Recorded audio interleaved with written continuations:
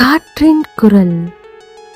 Hello மக்களே, ஒரு கதை சொல்லட்டா நிகழ்ச்சியில் உங்களோடு இணைந்திருப்பது உங்கள் சகி. ஒரு சின்ன கிராமம், சிமெண்ட் ரோட் கூட முழுசா இல்லை. மழை வந்தா சேரு, வெயில் வந்தா தூசி. அங்கதான் மாறன் வளர்ந்தான். அவனோட வீடு மழை வந்தா உள்ள தண்ணீர் ஒழுகிற ஓட்டு வீடு. ஒரு பக்கம் பழைய ஃபேன், இன்னொரு பக்கம் கரைந்த சுவர்.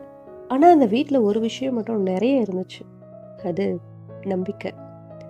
மாறன் சின்ன வயசுலேருந்தே அதிகமாக சிரிக்க மாட்டான். ஏன்னா வாழ்க்கை அவனை சீக்கிரமாகவே சீரியஸ் ஆக்கிடுச்சு. அவனுக்கு 10 வயசு இருக்கும்போது அவனோட அப்பா உடம்பு சரியில்லாமல் இறந்து போயிட்டாரு. அந்த நாள்ல இருந்து அந்த வீட்டோட சத்தம் குறைஞ்சிது. ஆனால் பொறுப்புகள் அதிகமாச்சு. அவனோட அம்மா வேலைக்கு போக ஆரம்பிச்சாங்க. அந்த நாள்ல இருந்து அவங்க ஒரு அம்மாவா மட்டும் இல்லை, அப்பாவாவும் மாறிட்டாங்க. மாறன் சின்ன பையனா இருந்தப்போ அவனோட அம்மா ராத்திரி நேரம் தான் வீடு திரும்புவாங்க. கைகள் ஃபுல்லா வெடிச்சு போயிருக்கும். சில நேரம் விரல்ல ரத்தம் கூட வந்திருக்கும். ஆனா வீட்டுக்குள்ள வந்தும் சிரிப்பாங்க. மாறா, சாப்பிட்டியா? அவன் அப்போலேருந்து தான் புரிஞ்சுக்க ஆரம்பிச்சான். வறுமைனா பணம் இல்லாதது மட்டும் இல்லை, சில நேரம் வலியை மறைச்சு சிரிக்கிறதும் கூட வறுமைதான்னு. ஒரு நாள் இரவு மின்சாரம் இல்லை. மண்ணெண்ணெய் விளக்கு வெளிச்சத்துல மாறன் படிச்சுட்டு இருந்தான். அவனோட அம்மா அவனை பார்த்துக்கிட்டே இருந்தாங்க. ஏமா இப்படி பார்க்குற? நீ பெரியவனாகி நல்ல இடத்துக்கு போயிட்டா இந்த இருட்டை மறந்துடாத. அந்த வார்த்தை மாறன் மனசுக்குள்ள எங்கேயோ பதிஞ்சுது. அரசு மேல்நிலைப்பள்ளி. மாறன் எப்பவுமே முதல் பெஞ்சு தான். ஏன்னா அவனுக்கு ஆசிரியர் சொல்ற ஒவ்வொரு வார்த்தையும் முக்கியம். சில ஸ்டூடெண்ட்ஸ் ஸ்கூலுக்கு அட்டண்டன்ஸ்க்காக வருவாங்க. ஆனா மாறன் வாழ்க்கையை மாத்திக்கணும்னு வந்தான். ஒரு நாள் அவனுடைய ஆசிரியர் கேட்டாங்க, பெரியவனானதுக்கு அப்புறம் என்ன ஆகணும்னு. ஒவ்வொரு ஸ்டூடெண்ட்ஸா சொல்ல ஆரம்பிச்சாங்க.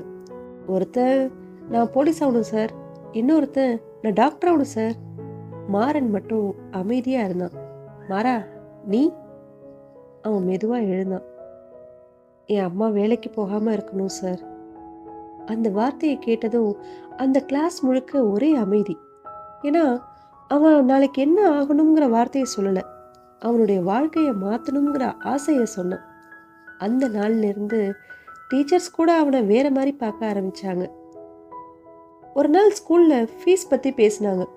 மாறன் இன்னும் ஃபீஸ் கட்டல. கிளாஸ் டீச்சர் உடனே, நாளைக்குள்ள ஃபீஸ் கட்டலன்னா ஹால் டிக்கெட் கிடைக்காது தம்பி. அந்த கிளாஸே அமைதியா இருந்தது. சில மாணவர்கள் திரும்பி மாறனை பார்த்தாங்க. அந்த பார்வை அவனுக்கு ரொம்பவே வலிச்சுது. ஏன்னா வறுமையை விட ரொம்ப வலிக்கிறது அடுத்தவங்களுடைய பார்வை தான். அன்னைக்கு சாயந்தரம் அவனோட அம்மா வீடு திரும்பினாங்க. கையில சின்ன பை, உள்ள அரிசி, காய்கறி, சின்ன எண்ணெய் பாக்கெட். மாறன் பேசவே இல்லை. என்னடா, ஏன் ஒரு மாதிரி இருக்க?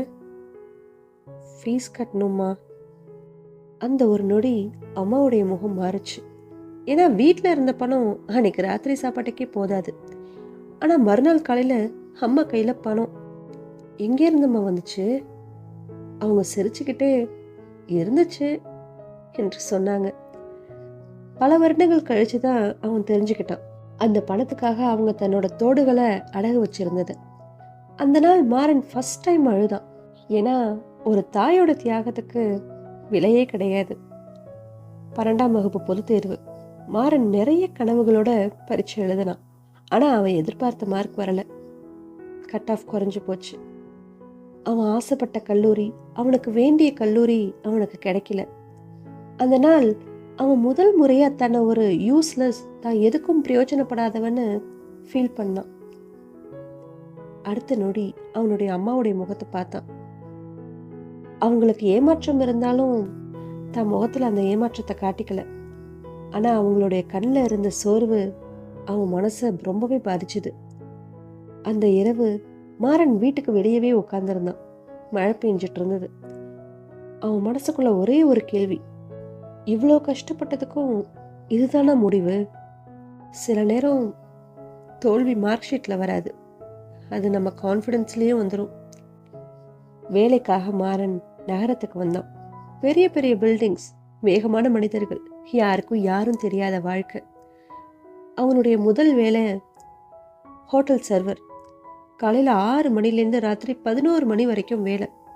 சில கஸ்டமர் மரியாதையோடு நடந்துப்பாங்க, சில பேர் இன்சல்ட் பண்ணுவாங்க.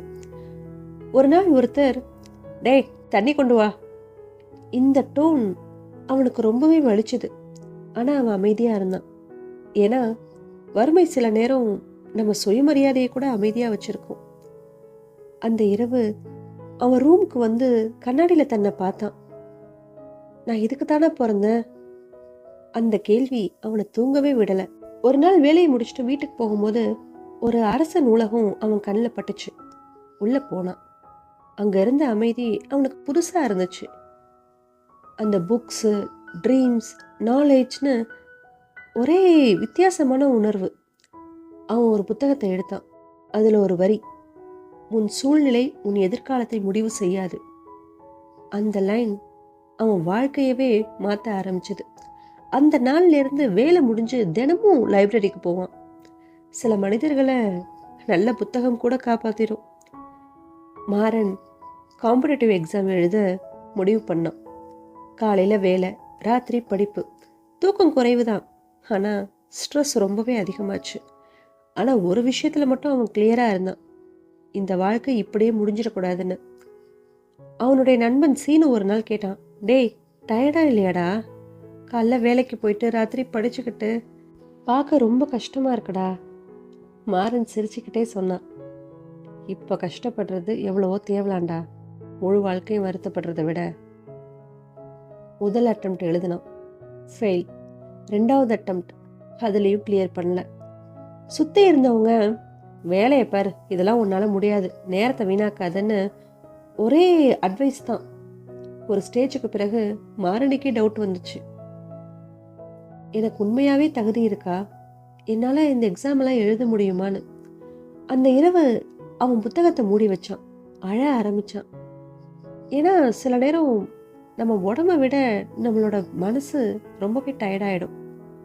அது ரொம்பவே டேஞ்சரஸான விஷயம். ஆனால் அவனோட அம்மா ஒரு வரி சொன்னாங்க, விழுந்துக்கிட்டே இருக்கிறவன் தான் தோற்றவன், விழுந்த பிறகும் எழுந்தா அவன் இன்னும் விளையாட்டில் இருக்கான்னு அர்த்தம். அந்த ஒரு வரி அவனை திரும்பவும் எழுப்புச்சு.